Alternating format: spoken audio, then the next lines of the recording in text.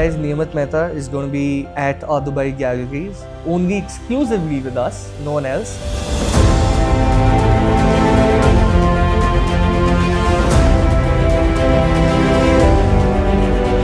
Do you find a sense of contentment in today's time, Niyamat? One thing one of my mentors had told me when I was training is like, a sculpture is never finished. That's something that really hit me. First, controversial question. Yeah. Being a woman in the Indian society, did people in India ever say, "Ke, why are you doing this?" I mean, I didn't even think of that. Like, I was just like, mind my business, doing my work, creating work. Do you get those chills, or do you get those mental, stigmas I mean, and mental hurdles? See, those couple of weeks, we're just creating work. Have you ever faced any racism there? Or not. Price been a very big factor when it comes to your sculptures in India, especially, not Delhi. See, I'm not running a factory. Like, I'm not pumping out 10 editions of these or like 30 editions of these. No, like maybe 5, 6. For me, it's more important for my work to get to the right collectors. Have you recorded the number of works you've done to date? You're hitting more than 100 for sure. Wow. So how did portraits come into the picture, and how did the thought of making a portrait come into the picture?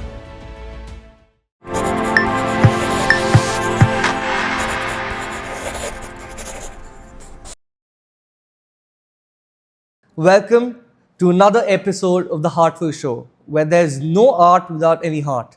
Today we have a really special guest with us. She needs no introduction. She is one of the most promising sculptors I've ever come across. Someone who has so much depth in her work. The one and only Niyamat Mehta. Little about Niyamat Mehta. So she is, of course, a very young, talented sculptor. She's, traveled the world, done group shows, done solo exhibitions all around the world, like Rome, London. She was one of the youngest students to get into her college. So my question to you is, how's your love life going? Journey's been, it's been good. So far, so good. It's been a hustling journey. Yeah. But it's been good. So I mean, how did you get into? I think you were 12 when you started. Yeah. So I mean, when I was 12, I didn't know shit to do. Right. I probably won't even get out of the house without holding someone's hand and walking. So I mean, at 12, how did you end up taking such a beautiful life decision? I mean, how did this come into Life the picture? decision. Well, the thing is, it came to me really naturally. Yeah. Also because I think I had a dedicated mentor who paved my path for Who's sculpting. it? Who's your mentor? Well, she was my teacher in boarding school. Oh, lovely. So I also went to a boarding school here in India, Sana. Yeah, of course. And so like it started there. I feel like if I was exposed to sculpting as a hobby, and I was like, okay, I really enjoy it, and I'll do it. And slowly, the interest started building, and I started reading up on artists, and like one thing led to the next. Then so. But how? I mean, why is sculpting? I mean, if you can go back to those. I think it's also because now that you're asking, I think it's easier when you do something tangibly, right? I think it's very satisfying as a child, right? Like, so that's why like kids are put into like, I think, art classes, and then they're sent to like painting classes and this and that. But one doesn't realize it's going to turn into a full-fledged career at that age. But I think, a successful one, I mean, to add, of course. But I think it came again like very naturally. There was obviously like I wasn't a kind of a student who. I was a kind of a child in boarding school. If I didn't like something, I wouldn't do it. Take me through your boarding school. I'm intrigued because in my school, they didn't promote art as a career. Right. So I mean, talking about your mentor as well, when did she realize, or when did you realize that okay, I mean, this is something I can actually focus on and bring this up and turn this into a legit career option. Right. So how did that take me through that process? So, like the thing is, I think the good thing about boarding schools is they promote all-rounded development of course, kids, and I think that's fantastic as compared to a day school. Yeah. So we had a really good art school on campus, full-fledged with a bronze casting foundry and the works. Like it was in the middle of nowhere. Like you have to give them that, right? Yeah, of course. So it started out like that. It started off very naturally, like I said, like just me doing a hobby like any other kid, but I was just enjoying it. I was just having fun. That's all I care about. I was just having fun. But then my now mentor, Yeah. she noticed that, you know what, like I mean, you know how every teacher they see a spark and they see like, okay, you know, she can take this forward. She Yeah. actually wrote a letter to my parents. I was Wow. 14 Wow. or something, I don't remember, 14, 15. Yeah. And she's like, basically it said that, you know, she should pursue sculpting ahead. And you know, I think at that age you're also thinking about going to career counselors, and you're about to like think about what you want to do in your undergrad and all that. My family took it really seriously, and they were beyond supportive about it. So that's when I at 16 I did an apprenticeship under an artist in Florence in itself called Wow. Jason Arkles. Yes, of And course. he's a friend, he's a mentor, he's a teacher, he's like he's like He's a if big I, name in the art industry for all the people who don't know. I mean, yeah, yeah, of course. he works and lives in Florence, and he is the only American who has his works up in Europe publicly. So, including like the St. Mark's Church in Florence, he has his beautiful sculpture Yeah, of course, of course. on the facade of it. It's really nice. So I went and I was an apprentice to him for a while, and then that gave me the taste of what a sculptor is like, you know, Yeah. at that age. And I was like, oh, you know, I really like this. It was hard, but at that age, again, like you're 16 years old. You're making it sound so easy. I'm just visualizing, and you know, the whole process of Yeah. me going to a whole new different country altogether. Yeah. And you're making it sound so easy. I mean, you didn't have any hurdles when you got in touch with you know, your mentor or someone, some backlash or something of that I sort. mean, see, it was about finding the right people at the right time, and I think this is something that works at every phase of life. Like, there's no point reaching out to somebody when you're like at stage 5 of life and they're probably at stage 10. It doesn't make sense at Well all. said. Yeah. I think it's very important to have the people that, even as mentors, I'm making sure that, you know, they're on the same page as you. So that was Jason for me at that time. And even now today, like if I do reach out to him for advice or like anything, I mean, he's around, like I know he's around, and he's a great guy He's in great. itself. So yeah, like I worked as an apprentice for him in his studio, and that really opened up my world into the classical world of art. And Talking about you pursuing sculpting, okay? I mean, first, controversial question. yeah. Being a woman in the Indian society, did people in India ever say, "Ke, why are you doing this?"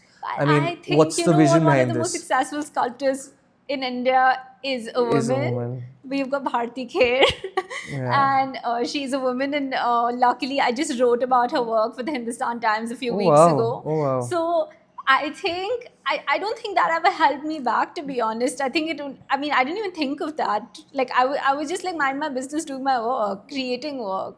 As you said, I mean, always focus on work. I mean, the others will Yeah. follow. The world follows once you're doing Yeah, I mean, you're doing see, well at the end of the successfully. day, you can. I feel like I mean, you're not wrong, but at the end of the day, if your work speaks, it's fine. You know. That's true. I mean, Yeah. because you know, I mean, I as a gallerist, you know, come across so many artists. So yes, this is unfortunate and sad that a lot of women go through a certain process in India. They get a lot of backlash, a lot of family problems or something of that sort. You touch wood, you fortunately have not had those, and I think your parents have been so supported. God bless them. So I think fortunate of you. But how did that journey from Delhi to Florence happen? Like one day you just woke up and you're like, I want to go to No, Florence. like it's all started brewing when I was on the hilltop, frankly. Like it all started brewing over there. And I was, again, like you see, I was a kind of a student. I was like, okay, if I have to do something in university, I have to like it. Like I can't do a business degree and be like, okay, like, you know, like I'm not going to like it, or it doesn't. Did you ever think, I mean, do you have one of those regrets that maybe I could have done something if not Not at sculpting? all. No, I swear to God, I don't have any regrets at all. Like, I feel like I'm very happy where I am in my career right now, and Touch wood. I mean, because you come from a business background, of course. Of course, you're in the creative field as well, but you do come from a business background. So always you have siblings or parents who say कि नहीं बेटा आपने no, no, अपना चिराग थो हमारे. no, no, So you have not to at do all. wonders in the business. You never No, no, that no, stage. not at all. Like, I think the thing was in our family, it was just like, I mean, they were beyond supportive, right? Like I said earlier, they were extremely supportive. So when I told them that I want to be a sculptor, it was I want to be a sculptor. Like, make it happen, right? God bless. How did you? I mean, take me through your first process of selling your first sculpture. It was What quite was that? the moment, actually. So I was exhibiting at the Parallax Art Fair in London, Wow. which was in Kensington. Yeah. And this sculpture that was on show over there was seen by someone in Delhi. And like, the thing is, I don't know who saw it. I don't even know the collector till today, frankly. Yeah. And before it was sold in London, it got sold in Delhi because unseen. Wow. Right, it was Wow. seen on, like, it was an Instagram picture what they saw. And so this lady basically like reached out to somebody at Parallax saying, like, I want her work. And they're like, okay, we can't give you the work because it's on show here, whatever. Like, Yeah. push came to shove, like, they had to send the work to Delhi because it's sold. So they obviously split the profit. Split the profit, It yeah. worked out well for like 3 parties. And yeah, I was Wow. 18 and a half when that If happened. you can give me a number, how much did that sell for, man? I think it sold for like 2.5, 3 lakhs or something. Wow. 2.5 3 lakh rupees. Yeah. And this was when you were 16. No, this is 18 and a half. So I was like in first year. So I mean, how was that feeling when you got your first income? It was so-called? insane. It was an unbelievable moment. Honestly, it was unbelievable. Did you party? Of course, with that money. No, I don't know about partying. I was doing my thing, but And then I think it was after a that, great moment. Like, it just made me feel like, okay, this is gonna happen. This is possible, and I knew it was gonna be a slow journey, but I didn't know that I was gonna make my first sale that quick. at 18. Like, yeah, so. But I think that's what happens, Niyamat. I mean, when you when even I was pursuing music, okay, pursuing an art form, I think I've spoken in all my podcasts. It is the most difficult job on the planet, I guess, Definitely, I think because as we all say that we do not have a fixed income, and it is something which it's a gamble. Yeah. So I mean, pursuing something which is a gamble is, Yeah. I think, mentally challenging as well, because there are days when you're not selling. There are days when you're just working and you're doing wonders, especially during season time. I think that's from July to say February. Yeah. So I mean, do you get those chills, or do you get those mental, stigmas I mean, and mental hurdles? See, for me, now it's very simple. Like, okay, you make a sale, but tomorrow you have to go back to work anyway, right? Yeah, of Like, you have course. work lined up now, especially like we're getting into exhibition season. There are like 10 things to do. So, I mean, okay, you made a sale, but then you go back to work after that. It's like, for say a soccer player or something, they win a match, but then they go back to training next Yeah, morning. of course. So it's all the same, I think, at this point. But then, yeah, I mean, again, like, you're not wrong.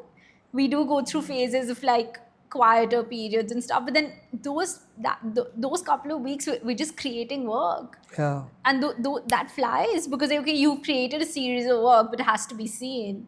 So you're like, and It has to be sold. it I has mean, to be seen and sold, correct? Yeah. But you have to send it to the right galleries to be sold. You have to like choose which gallery is going to take which work, and X, Y, Z. So that takes time. But I think you've never had a struggle of pursuing a gallery or a gallery pursuing you. I think you've been blessed with that as well. You had one of the best galleries in London who've been after your work, Yeah. and they've been chasing you, and you don't give them your work, which is No, so I've been working with good galleries, yeah. So like the London Art Exchange, Radiate Gallery in London, of course. So like I've been really, really lucky to work with them. Also, like one of the youngest artists to be working with them. You've done a podcast with London Art Yeah. Exchange as well. You've seen that They're my one. competition. Yeah. Kidding. Yeah. So no, I've been really lucky because it's nice to be seen in a different part of the world and having collectors on a global scale. Have you ever faced any racism there? No. I mean, of No. course, racism being there. No, So have I you know, ever- understand what you're saying, but luckily not. So far not.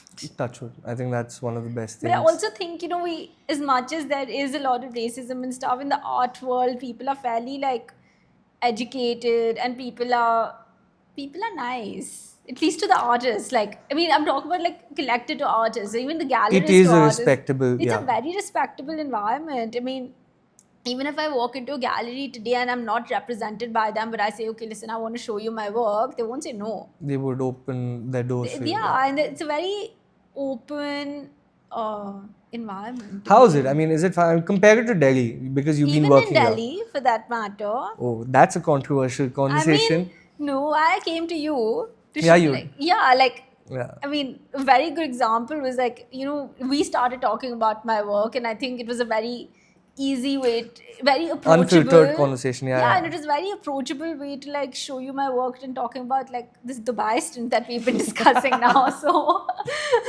Yeah, so guys, Niyamat Mehta is going to be at our Dubai galleries, only exclusively with us, no one else.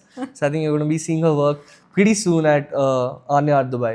Anyway, Yeah. off topic. So yeah, but yeah, the reason I was asking this was because I've seen, I've also explored international markets. So Yeah. of course we have galleries in Dubai, one in Boston. We were exploring London as well. But I saw a lot of difference. Yes, Yes. they open their doors for you and Yeah. they're so welcoming. I think racism barely exists. They're more business oriented, of course, Yeah. compared to India over there because a lot of people. I think controversial opinion. The art industry in India is a very abused industry, and I can give my 2 cents on this, but that's another topic for another day. Why do I say abused? Because a lot of people do not have knowledge about how the industry works.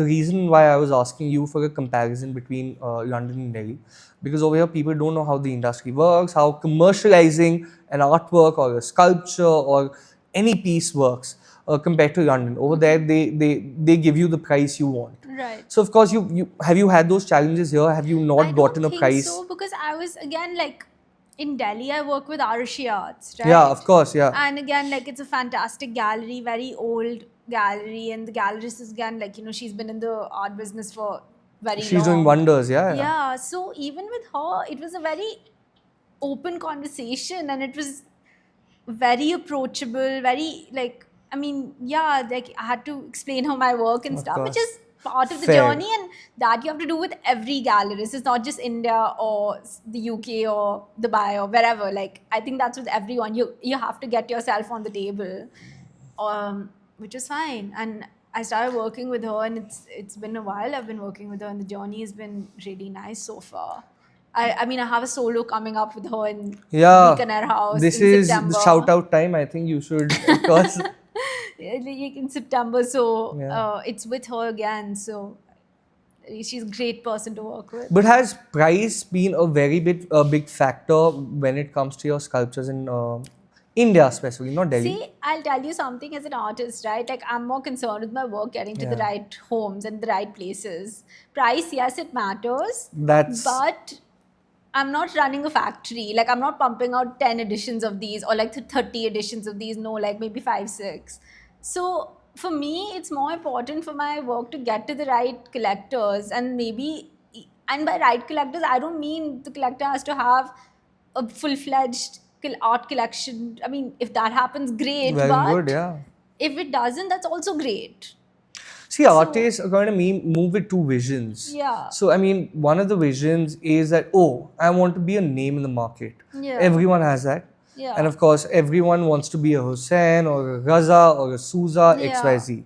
And of course, the process is not easy. Yeah. Second vision which people have is, of course, I want to be a Raza, but in the process, I also need to feed my children. I need to Yeah. feed my family. I need to commercialize my art. Yeah. So, of course, these two factors go hand in hand. Yeah. So, I mean, and I personally feel, this is my opinion totally, that I think if you want to be a name in the market, irrespective of the price, irrespective of who you are, which background you come from, I think initially, in the initial 5, 7, 8 odd years, your artworks or your sculpture should be available or seen or visible in every Absolutely. household. No, absolutely. So I think price shouldn't even come into the picture. No, not really, because again, like I said, like we are more concerned about getting our works to the hands of the right people. Yeah.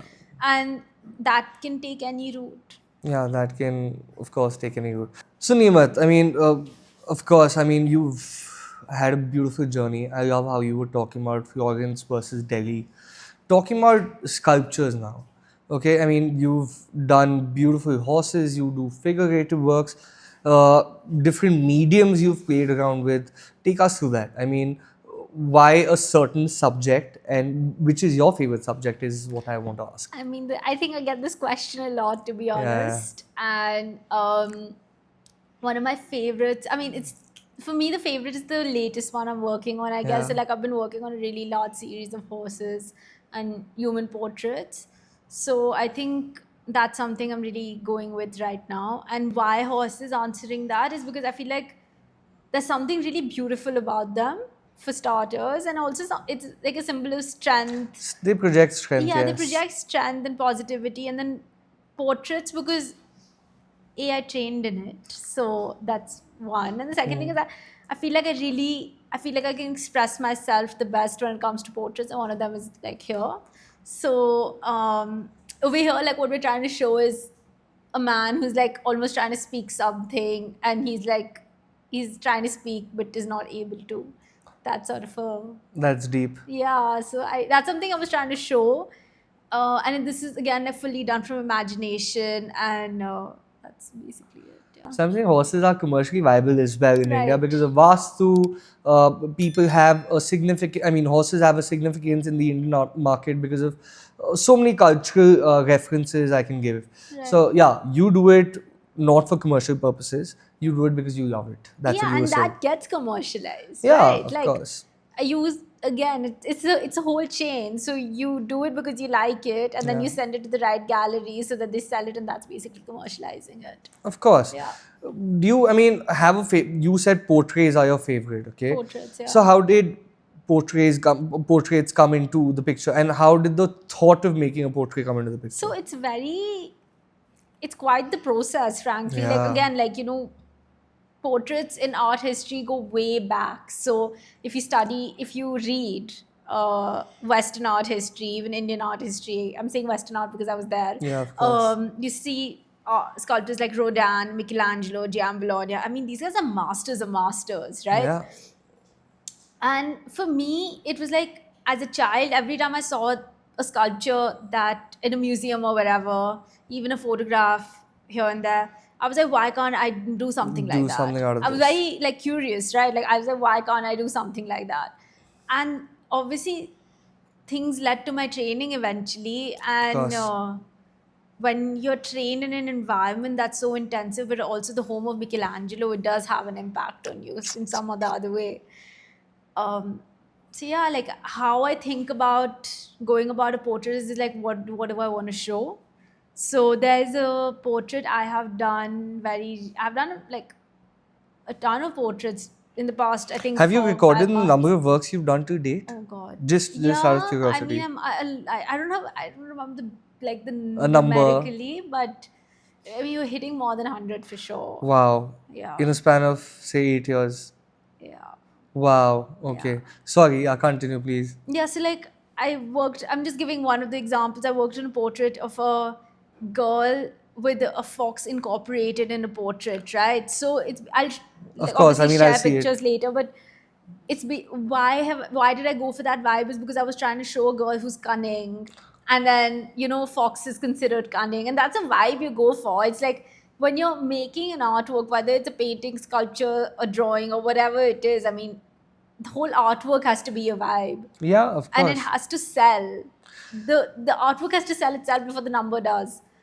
I totally agree with And you. the number, I frankly believe, when you study art business, which I did, it comes with, it's very statistical, right? Like you're studying the provenance of the artwork, you're studying where was the artwork made, who bought it, who resold it, and all that. But at the same time, if you're actually just looking at the artwork stand alone, I mean, that But over sells- here, I have a slight difference of opinion. Yeah. You're totally right. This is the so-called bookish process of, Yeah, yeah, the whole process of buying an art piece. Yeah, yeah. But I've been in India for donkey years now. We've been selling art for donkey years now.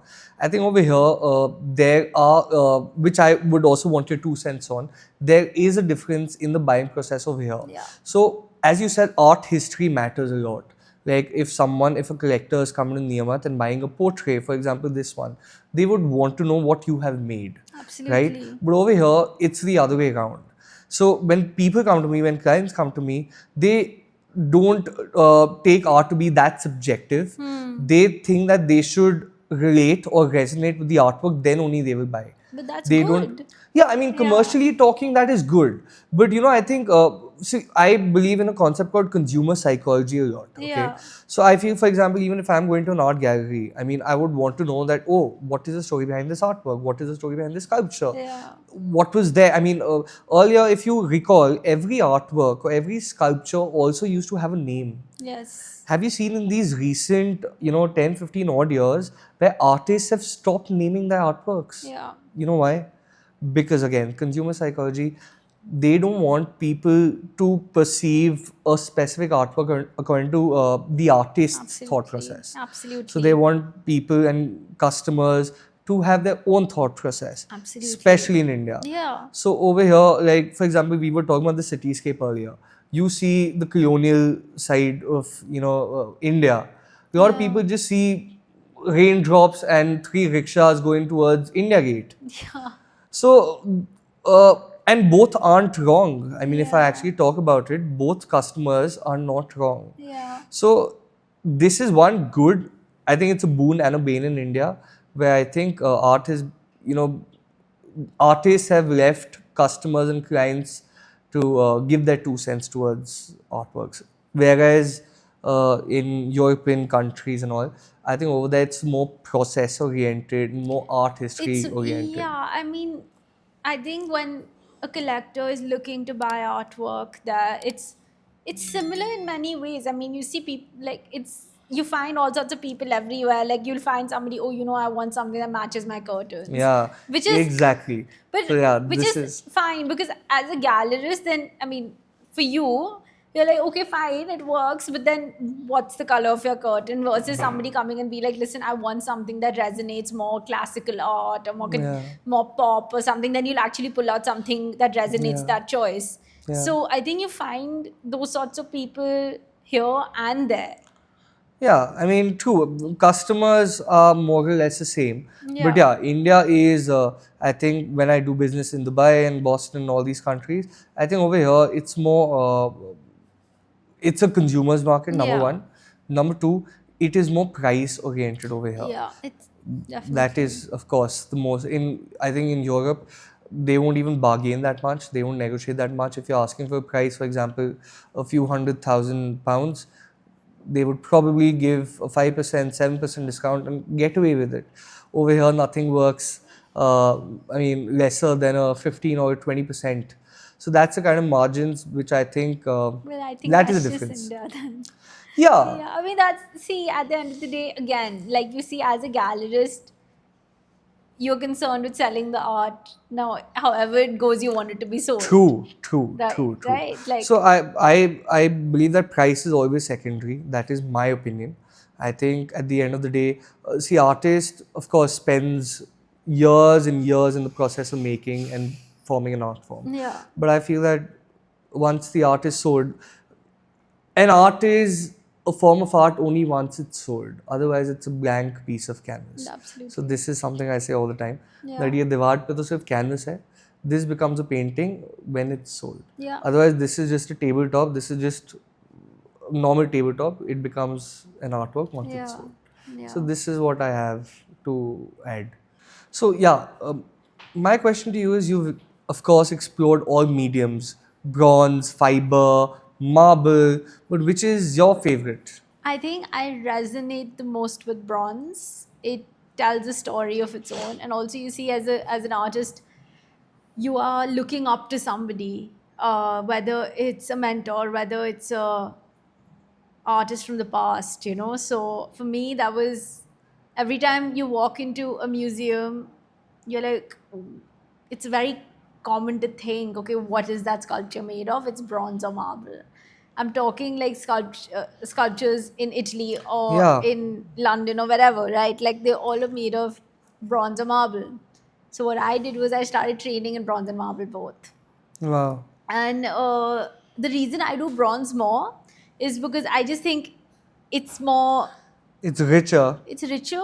I mean, I don't want to say it's richer. It's quicker, Oh, it's right? quicker. Yeah, because the thing is, marble is a very physically intensive material to use, and I mean, I have done it. I did it one summer when I was in Italy. It's like doing a 9-hour workout, Wow. and that breaks your body. I mean, I would do it happily. Like I love it. And you do it in one stretch? No. I mean, of course you can't.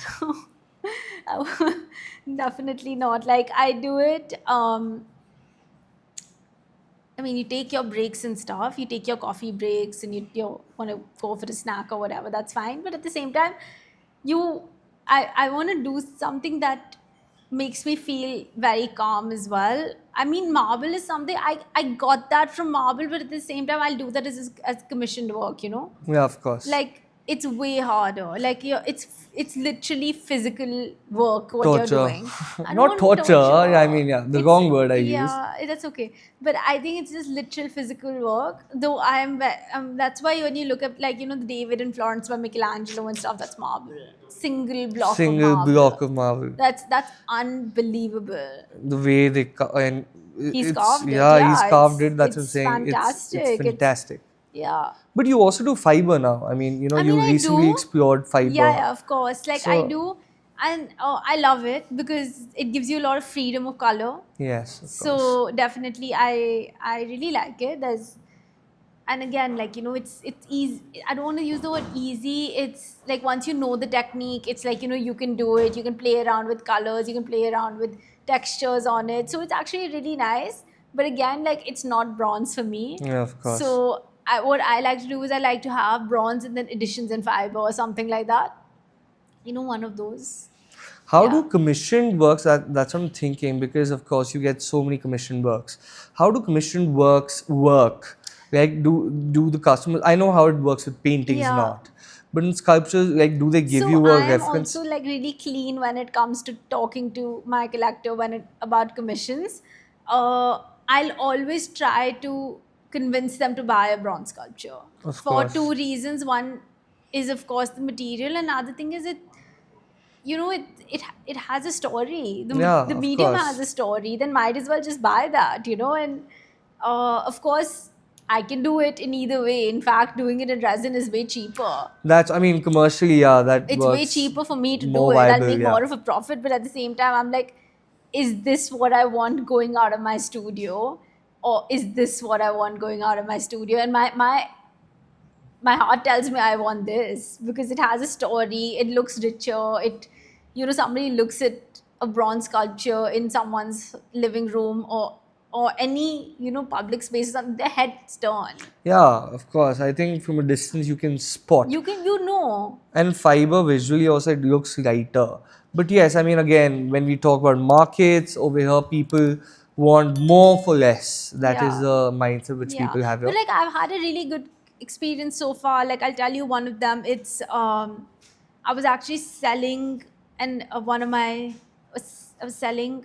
It was a commission work to Okay. a Swiss collector, an Indian couple who lived in Switzerland. It was a really sweet story. Yeah.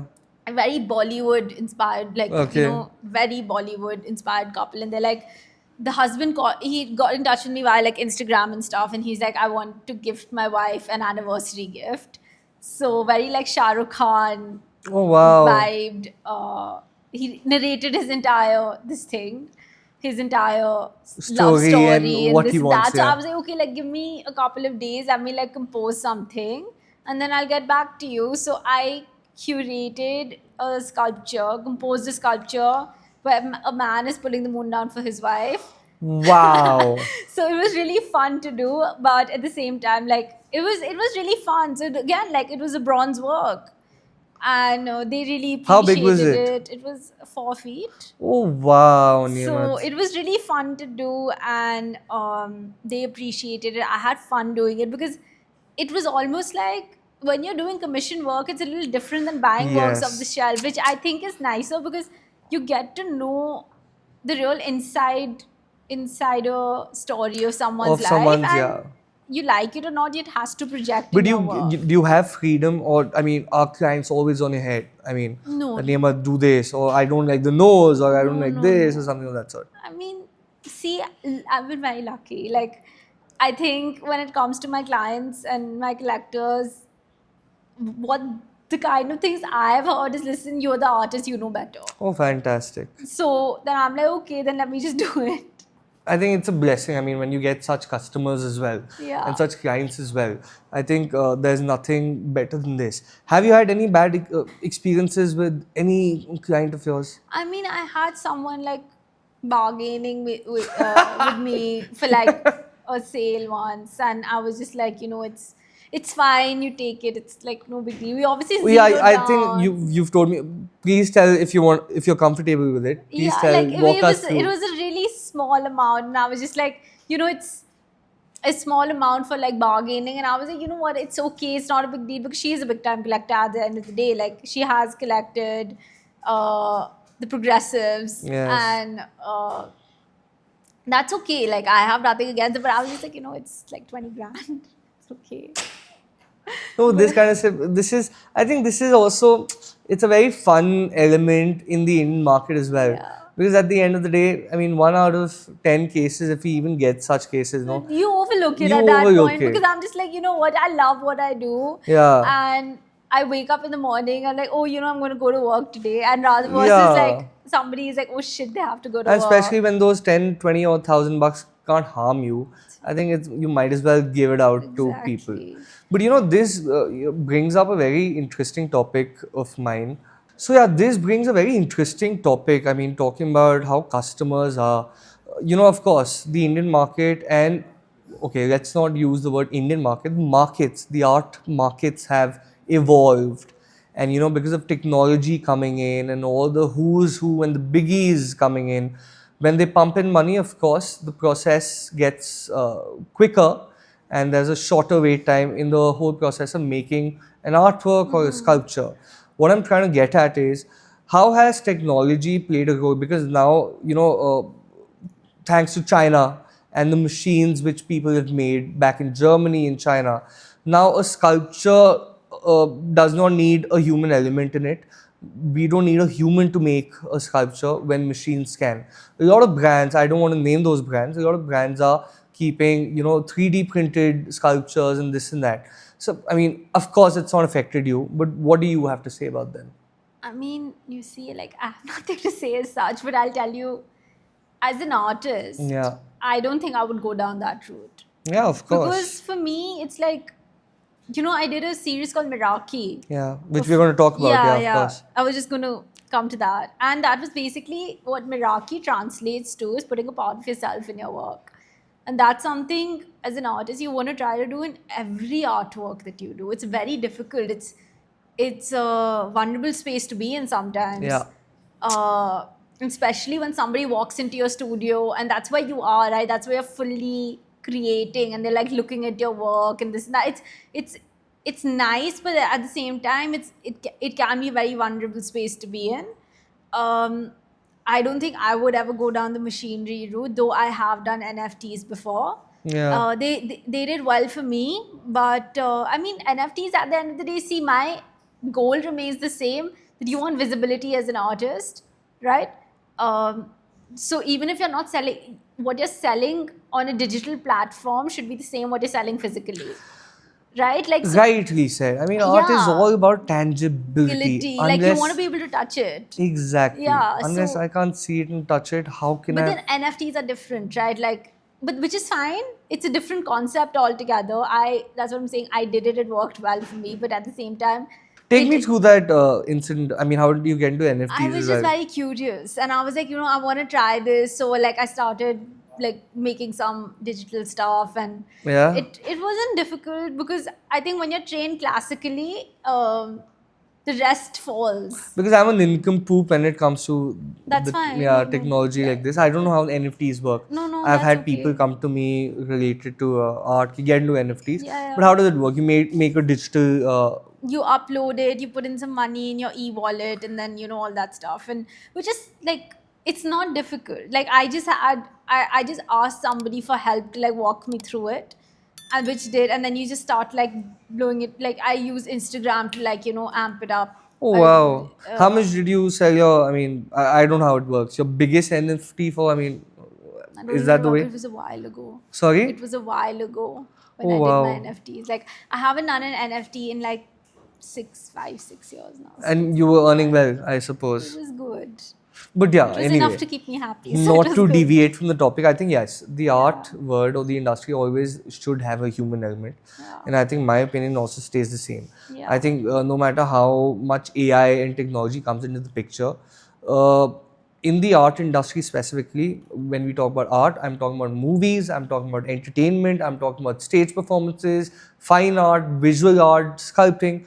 I think it can't be replaced by technology. Definitely. Yes, a lot of people like. You can use technology, right? Yeah. Like, you can use AI, you can use all these things. We're living in that. We can't escape it. Yeah. But I don't think it should have, as an artist, Yeah. I wouldn't want it to have an impact in this. And I think, Because the yeah. thing is, like, who is an artist? I think an artist is the rawest self when they're working, and when their work is out there, and people are seeing it. That's the artist. But if the moment you start mixing AI, and then you start mixing technology and all that, I think it becomes a bit of a like The essence of it vanishes. it deteriorates, and you don't want that. Like, I don't want to say you, but I wouldn't want that. Yeah, I mean, it's subjective. See, there's a market for that. To each Yeah. its own, of course. There is a market for that as well. God bless them. We're just trying to give our opinions here, how we think that, it shouldn't matter, it should matter. It's up to you. But at the end of the day, I think when we talk about me as a gallerist, if I talk about people who come to me to buy an art, I think they would never go, in my case, in the route or the route of prints or digital art or photography. Because I think art and paintings and the human element is all about richness. So unless you see it, unless you feel it, I don't think it makes sense. Absolutely. So yeah, let's talk about Meraki. You were talking about that collection. I Right. want you to dig So deep into basically, it. it was a collection I had done for my first solo exhibition at Okay. Bikaner House, which was August of 2023. God bless. Wow. It was one of the breaks in my career, I think, because I had never done such a big collection. So yeah, Nima, you had mentioned your Meraki collection. I mean, I'm really excited because I think that's on social media. Also, you bombarded social media with that collection, and it turned out to be a success. Yeah. So I mean, let's face it. I mean, I know you're humble about it, but let's talk about that. Take us through that entire experience. What does it mean? What did you do? Please tell me. So basically, the collection was for my first solo exhibition at Bikaner House, Yeah. which was in August of 2023. Okay. So what I was actually trying to show is something very simple, and I was like, I want this collection to be a direct reflection of me. And so we, again, like, there were lots of portraits. There was, that collection incorporated 3 styles of work. So it had classical, Yeah. surrealist, as well as pop. Wow. And why all these 3 elements is because I feel like the pop came from living in the UK, living in London for Yeah, really long. yeah. Surrealist came because I had somewhat studied about Salvador Dali. And then, when you're working as a full-fledged artist, you want to almost incorporate everything into one. And that's something I was going for. I actually have a sculpture called Dali. Wow. Yeah, Okay. and which you will find at the Dali restaurant here, actually. Of course. Okay. It was there. So what I was trying to show in that is, because you see, Rodin Yeah. is the master of romanticism, Romance. Yeah. correct? Dali is the master of surrealism. Surrealism. Yes. And what I was trying to go for is compose mixture. a sculpture that speaks both. Wow. And that's where I came up with that idea, the sculpture. It took a lot of thinking, but Did you end up selling that? yeah, couple of editions. So Yeah. yeah. Wow. Okay, so that's actually big. Yeah. So I mean, how? I mean, take us through that process. Was there pressure? No, Because it's of like course. again, like you see what an artist, what I was inspired by. And for me, even today, I think the biggest inspiration as a sculptor for me will always be Rodin, irrespective of my style, whether I gravitate towards pop art or whether I gravitate towards surrealism or anything. I think for me, Rodin is Romances yeah, king. yeah. He's the ultimate. Yeah, even like Michelangelo for that matter. I mean, what I personally really like about Rodin's work, if I can explain, is every time I see it, it's very simply done. And I really like to follow the concept of less is more, which, Well said. Yeah. Of yeah, I course. mean, less is more. I mean, there are not 100 details in his work, There's only the amount of detail that should be seen, which really speaks a lot about a fully trained artist. Of course. Because you can have, I mean, even for example, this sculpture, right? Like, I could have 100 details over here because we as human beings do. It is a human portrait at the end of the day. I can have like a deeper iris, for example, just to Yeah. show more depth, but then you have to make design choices, which I think Rodin did so beautifully with his sculptures. And a very good example of his sculpture is the Kiss. Yes. It's very it's very tangible, that work. It's almost That's like you what can touch it. I'm just. Is it looking back at you? Yeah, I'm Is he glaring. is he looking back at you? Yeah, he is looking back at me, and I think it's beautiful. This is the first time I would probably be staring into a man's eye. I mean, Oh. no, it's beautiful. Yeah, sorry, you were saying. Yeah, so basically so that's how the concept of Meraki started coming up. And then I did the solo at Bikaner House, which went well. It was a bit of a break in my journey, I think, because I had never shown such a large collection of work at one go. Otherwise I was doing like group shows, I was doing exhibitions, I was doing like 5-10 sculptures, which is, again, it's when I think showing them at a younger age. I was like in my early 20s at the time. It was great, but then I think the moment I moved back to India, I was like, nobody had seen my work here. They'd only seen it on social media, right? I was like, I have to show it to people here. And that's when I started. And Bikaner House was a success, from what I know as well. Yeah, it definitely, I think so. Bikaner House was a success. Sorry for the disruption. Yeah, so Bikaner House was a success. Yeah. But, It was a very humbling experience, because you see, when you're that early on in your journey, I'm talking a few years ago, it's very humbling to get the right encouragement from the right place. Otherwise, either it can like push you break you forward, or, or yeah, exactly, like make you or break you. yeah, it can. So I was very lucky to have that encouragement coming in, because my biggest tool for me was social media. I leveraged Instagram, like Everything. posting and talking about my work, and that turned out. Wonders. I It turned out to think be wonders. it turned But out yeah, so- because I can't even imagine. I mean, because we do a lot of exhibitions, and having a solo exhibition is big. It's a lot of work. I'm The working on one audios, right yeah. now, and I know what's it doing. The one in September. Yes, it's a lot of work, and in the middle I have 2 more in London. So it's the best kind of pressure that you can have, because at the end of the day, it's your work that's going out. It's your name that's going out, which is great. Like, I mean, I love it. There's no complaints at all. The attention. You love the attention. No, yeah. I just love doing it. And I mean, the attention, yes, it's a byproduct of the work.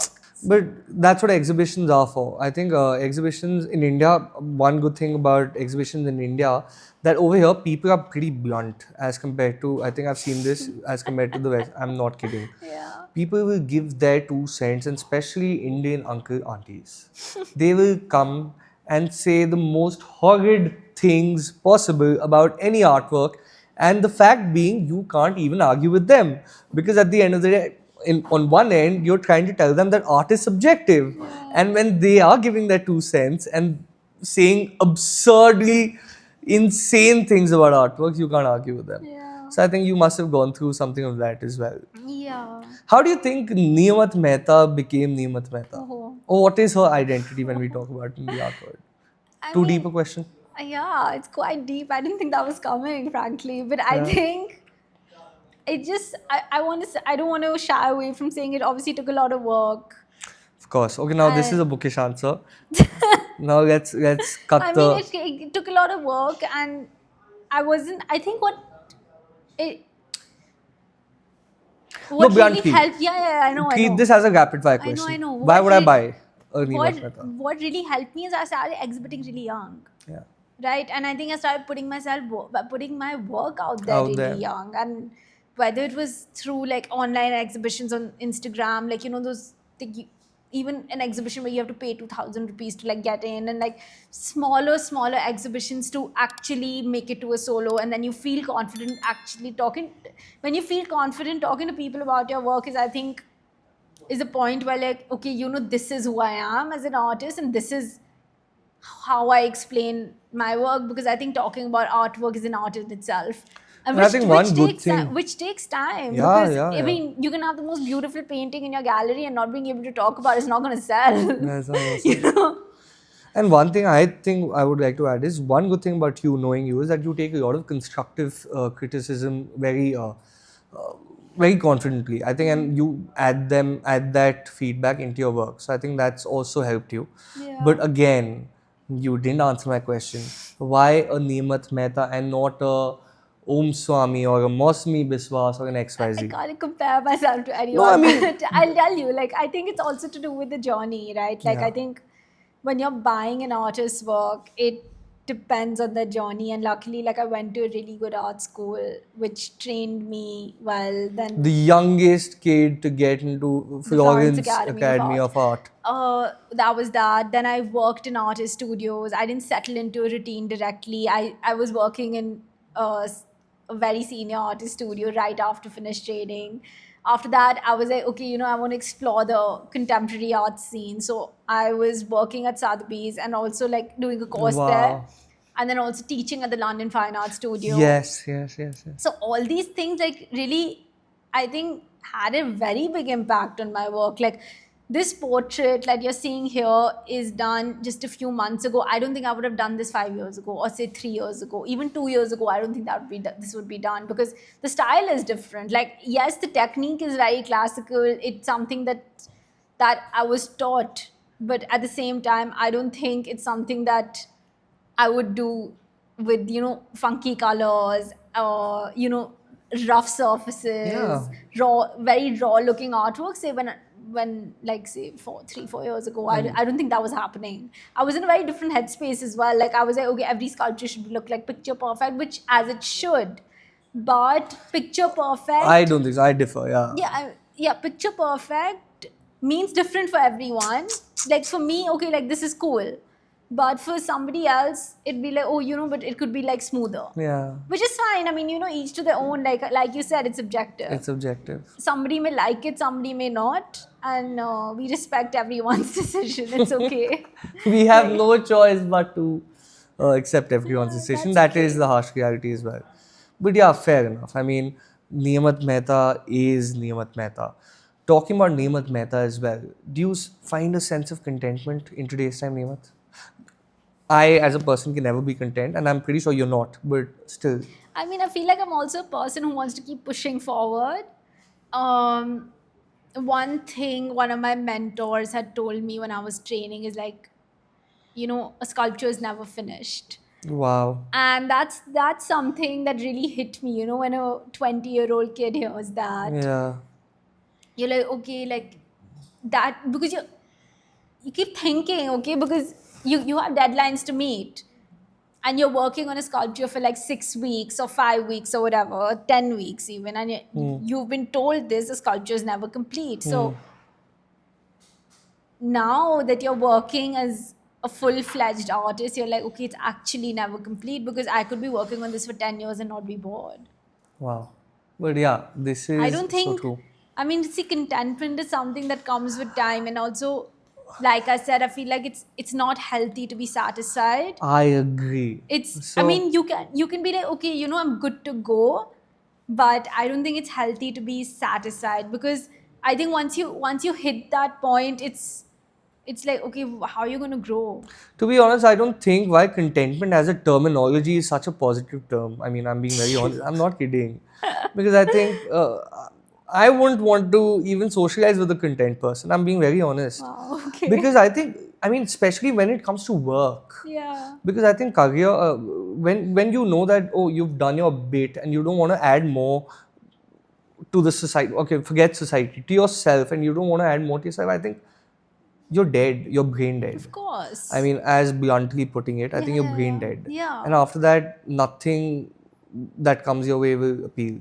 So I think contentment should never happen at such an early age, of course, as you said. Yeah, like you're always pushing forward, right? Like you're hopping, you're trying to get your work into like the best galleries, trying to get your work onto the best, I don't know what best, but like to good art collectors, and like trying to really push forward out there. And it's a hustle, and which you do very humbly and very Humbly. gracefully, because I think one thing in as a young artist, or I think anyone young for that matter, should be open to is a lot of rejection. Yes. I'm sure you face that as a gallerist as well, because you're trying to pitch in an artwork to 10 people and they all 10 say no. Yeah. And that happens. I mean, you show an artwork to 10 galleries and we don't need artists right now, which is, it's part of life, and I think it happens. But at the same time, I don't think I think you can be unhappy for like 4 hours and then bounce back up. Yeah. So I think I'm going to end this on this note that, yeah, contentment is something which is,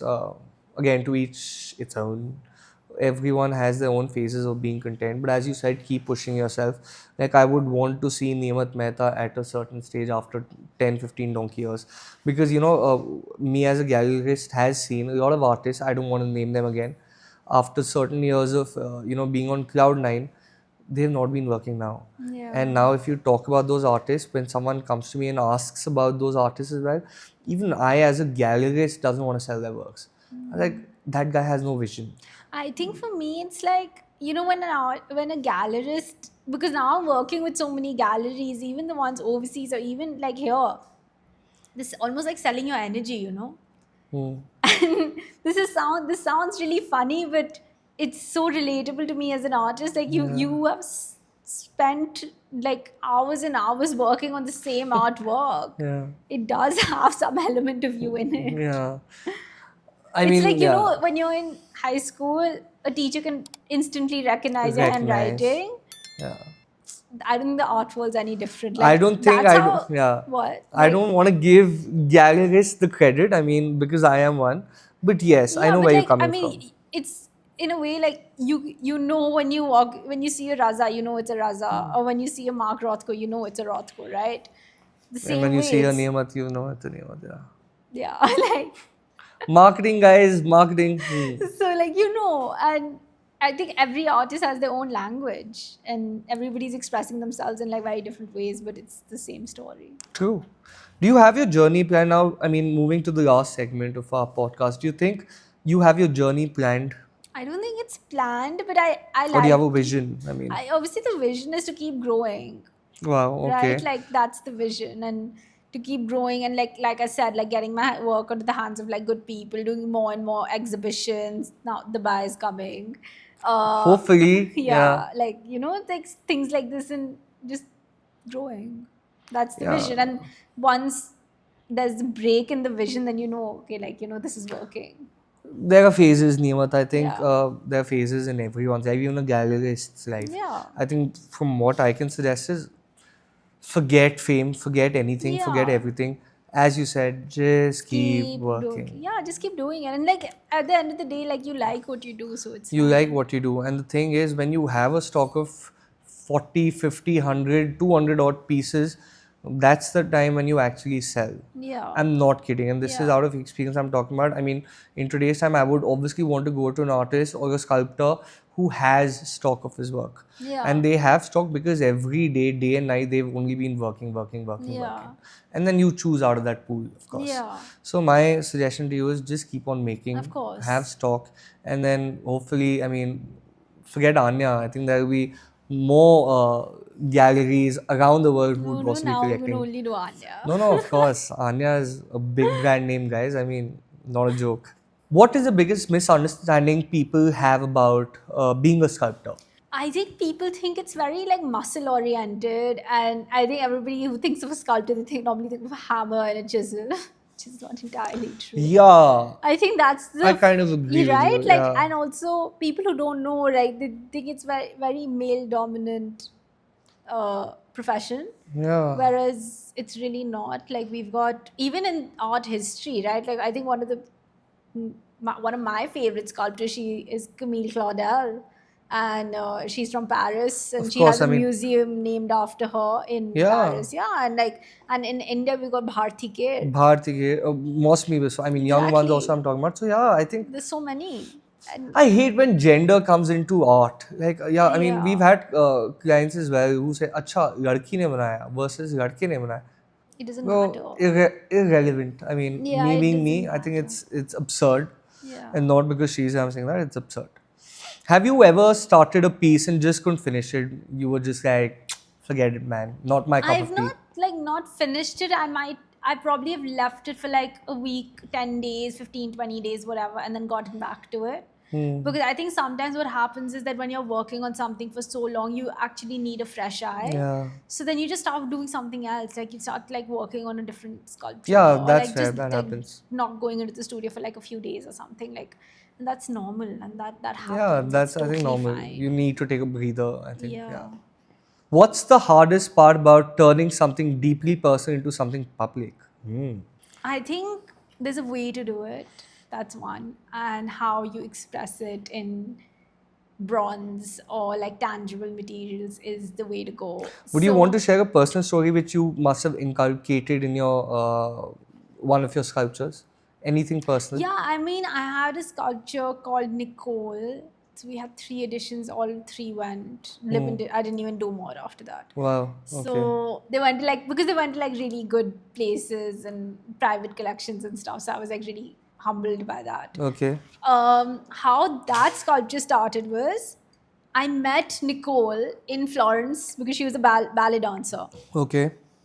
And obviously, like, you know, when you're there, you love like going for these culturally rich evenings with your Events, friends yeah, and all yeah. that stuff. And it's part of your learning. Yeah. And even now, like, I mean, you have such beautiful plays playing at Kamani Auditorium here Yeah, as well. yeah. Like, it's so nice to see. It's culture, right? She was performing one of the evenings, and I was like, you know, I have to go tell her that it was like the stage was on fire. Like, she really, really nailed it that evening. I had no idea who she was. But I went up to her after the performance and said, listen, like, it was fantastic, but would you mind coming to my studio and pose for me? And she didn't really understand what I said because I don't think she'd never done it before. And she was obviously like a lot older to me, right? She was like 10, 12 years Oh, older to me. wow. So, but I said, no, like you should come and it will make you like really comfortable and all that stuff. So that turned out to be really nice. So like I made a portrait of her, and then that portrait became a part of the Meraki collection. I think I've seen this on Instagram. You Yeah. definitely Yeah. have. So yeah, this was one of them. And the other one was this sculpture called Emmanuel, which was, again, he was an actor, and we'd gone for this theater play in Florence again, and he was acting really nicely. Wow. And again, like, went up to him and told him, you know, like, you please come and pose for me because I really want to do a portrait of you. And he was really sweet about it. He's like, yeah, sure, I'll come. So we did that, and it turned out well because I think a portrait is obviously, like, you see, when you're working, the two ways to think of portraiture. There's one, okay, you want to capture somebody, and there's one, like, you want to show your imagination and express your imagination Through that. through Yeah. portraiture. So this is the imagination part, but those are actually real people. Real people. Yeah. So that's why even back in the day, when photographs didn't exist, it was painting portraits of important people, Important or like people. sculpting them, or, you know, like stuff like that. So I think that's But you know, I read something- this somewhere as well. So, I mean, when you read about art, so even portraits. So, for example, you see me, and if you end up making a painting or a sculpture of me, you will always make a portrait or a sculpture of a version you see of me. Like, the thing is, you see, that's exactly my point. Like, And this can is how be human I can psychology be works. as trained as I like, but there will always be a part of me in that artwork. That's And exactly that's where right. Meraki comes into play. It's a beautiful concept. I mean, read a lot about it. So that's where, I mean, I see you visually and I see how you look. Yeah. But when I'm sculpting you, even if you're sitting in front of me, is probably not. I mean, it will be A to A because again, you know, your eye is trained now. Yeah. You're trained to do it, but there will be a difference between somebody else doing the same thing who's probably trained at the same school. The sculpture won't look the Won't look the same, same. Yeah, that's of course true. The right? Like sculptures it cannot. won't look the same, and I think that's something that's The so most personal, beautiful part about and that's something so personal. that is something personal. Yeah. Wow, dude. Okay, that's deep. That's really deep. I've asked you this question. I mean, of course, there are moments when you doubt yourself. What do you do? Yeah. And again, please don't give me a bookish answer. No bookish answers. I think you turn to people who push you forward. A plus, yeah. I think that's when, I mean, it's very normal to go through that. I mean, if you feel like your artwork is not looking a certain way, or your like some show or whatever, like everyone has that, and I think you turn to people who you know will push you forward. Who's the first person you'd call? I mean, my parents, my aunt, my brother, my closest friends, Yeah. like, you know, stuff like people like that, and then comes Jason and my Of course. I mean, mentors. And but like one day you're sitting at the studio and you're like, fuck yeah, this didn't end up working out. So I mean, your mom would be the first one to call. well, if it's studio crisis, then it'll be like someone like, you know, in the art world, so it'll be like someone like Jason Yeah. or Poppy or anyone. Like I really admire their work, and What's the best advice you've got from them? sculpt like every day is your last. Sorry? Sculpt like every day is your last. Wow. This is going to be written in a book, guys. Sculpt like every day is your last. Yeah, that's cute. Cute. Yeah, that's cute. Sculpt like every day is I think only artists can relate to such a statement as I well. mean, the thing is, you know, it takes energy. It's like Bro, very yeah. practically. Like, I mean, I'm not exaggerating I mean, things here. I'm being very it like, does. I'm yeah, an like, artist myself. I know. exactly. Like, I mean, you're a singer. I know. Yeah. It takes a lot of energy and it takes a lot of thinking to get your thoughts into tangible materials, right? So if something is not going from A to B the way you want it, like it can fluster you sometimes, which is normal. It's fine. It's part of the process. It's totally normal. But at the same time, I think you should have people around you, whether they are here, Always. yeah, whether they're on the phone or whether they are here in person, or either way, like who you can turn to during that time. And I think it's very important for anyone to have that, whether the people in the art world or whether it's your friends or family or whoever. But I think it's really important, because I would think if I didn't have my art ecosystem that I have today, I don't think I would be where I am at all. Perfect. Yeah. I agree with you. I mean, now you're part of the ecosystem. So. No choice, but I love it, guys. I truly love it. I love the entire No, process. I meant like now you're part of my ecosystem. Oh, yeah. I think now I'll be getting more calls. Yeah. Armin, what should I do? Yeah. I'm fine with it. Okay. Of course, you're going to come to the rapid fire, which is after this last question. I've asked you this, but what does the definition of success mean to you? Freedom. Wow. Okay. Anything else? I think success in today's age. I mean, yeah, like you see, monetarily it matters. Of course, a sale. But yeah. at the end of the day, for me, it's like, okay, freedom. That's what success True. is. Like, can I take 10 days off my work? Can I go for a week here and there and then come back? Is that freedom? And at the same time, my work has to be going in a certain direction, otherwise it's random. But Agreed. you yeah. see, like, it has to be going in a certain way and then give you freedom as well. And I think that's Totally. And I think Yeah. that's very well put. I think freedom is what we as humans thrive for. Yeah, and this is the definitely. first thing which we thrive for. So, yeah, well said. So, guys, yes, now we're going to come to our fun element of the rapid fire session with Neemat Mehta. So, Neemat, to lighten the mood, we've had great, deep conversations, I think. Yeah. So deep that I'm doubting myself now. I mean, Oh what am I God, doing no, with my no, you life shouldn't. looking You're at this very sculpture? talented. Look what you're doing. No, I'm the You're on guy. the other side of the spectrum. You shouldn't doubt yourself Yeah, like I that. mean, this is banter. I am selling your work at the end of the day, and I think that is another process. Someone should do a podcast with me as well about how I end up selling Maybe I'll artworks. sit there next time you sit here. No, but I think it's beautiful. I think if you ask my opinion about how my day-to-day life is with artists, and the best part about artists is that they are not diplomatic or hypocrites. They speak out of their heart. Yeah. Like that's why I think the show. I'm not even bragging or making this up. That's why I call this the Heartful Show, because every artist, and I'm not talking about you. I'm not talking about me. Pick out every artist and have a nice normal conversation with him. He will be so humble. He will be so blunt and candid with you, which is the most beautiful part. Yeah. Unless you have a conversation with any other human on this planet, they will always have a filtered. Yeah. And Yeah. it's very unfiltered with artists. That's what I Yeah. truly feel. So that's my day to day, like unfiltered conversation and unfiltered Yeah. sale processes. Yeah. So yeah, coming down to the rapid fire, which is our heartful element.